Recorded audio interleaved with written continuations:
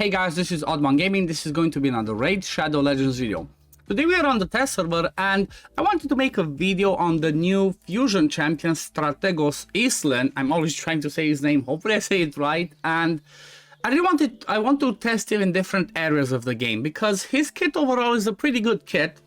As I said on the first video that I did about him, when I told people that they should not skip him, especially if they need some help for the Demon or Clan Boss, or if they need help for Hydra. Those are the two places where, in my opinion, he's going to be perfect for, because he has lots of protection for the Hydra and for the Demon Lord. Then, at the same time, for Hydra, has AoE decreased speed with AoE buff reduction, also brings Provoke, he also brings some healing, and at the same time, he also brings an accuracy lead in all battles. So that makes him a really good overall champion. Like, you know, don't get me wrong, he's no Krisk, but he's still going to be pretty amazing. And what I'm going to show you today is the most basic and the most budget team that I can come up with for the Demon Lord, using him as the ally protector and going on a 4-3 ratio, okay? So the team that I have in here is Strategos himself. I just put him in the lead to try and take advantage of the accuracy. This is something that you can do yourself, because if you're like early mid game, you're still trying to come up with some teams in there, you might not easily get to the 230 accuracy requirement on your champion. So using him as a lead would help you a lot, because that 60 is almost like a 5-star banner. You know, I think 5-star banners give you like 78 accuracy, so that might allow you to be able to do the other builds. Then I'm also using Gnut because, you know what, he was the recent fusion in the last 2 months. So if you're trying to push to Ultra Nightmare Clan Boss, then, well, you might already have Gnut.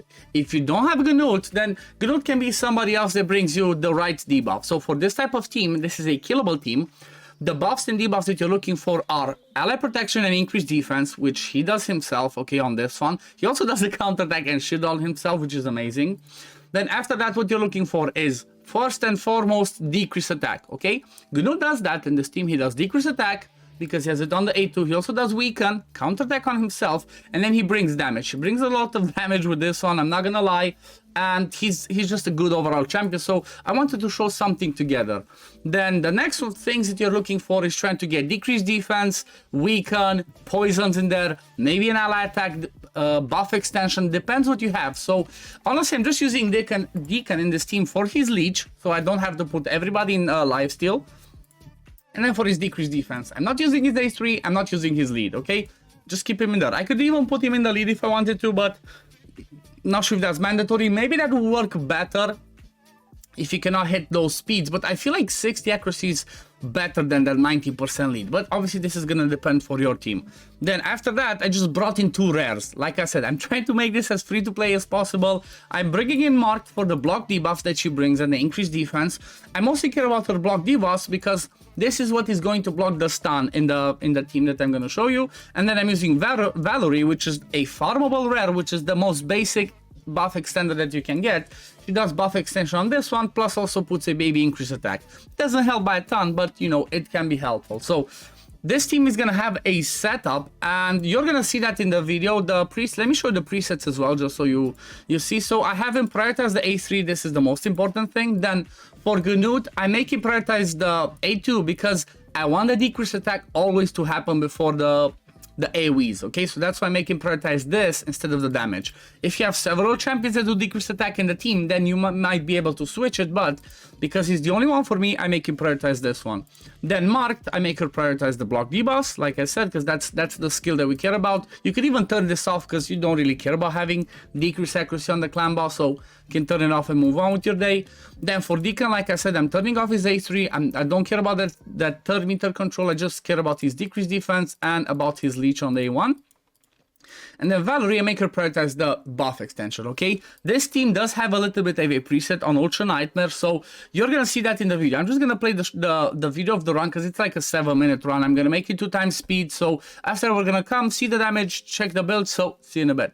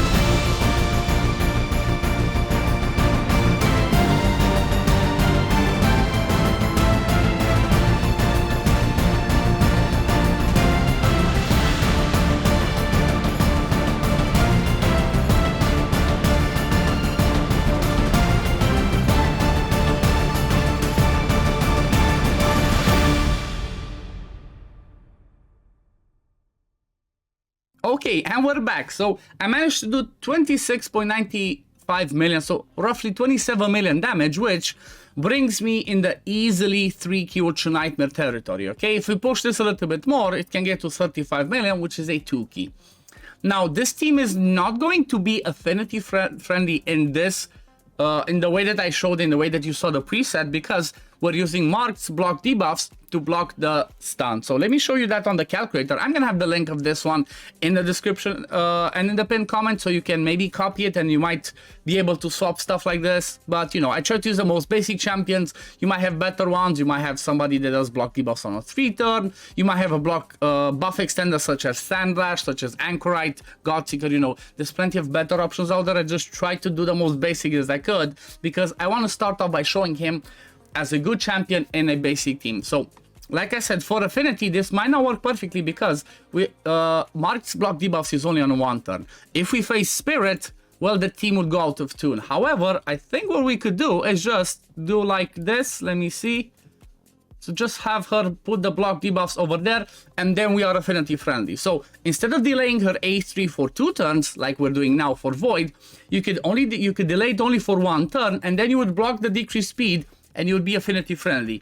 The only downside of this is you will be taking the stun, so someone will be stunned, okay?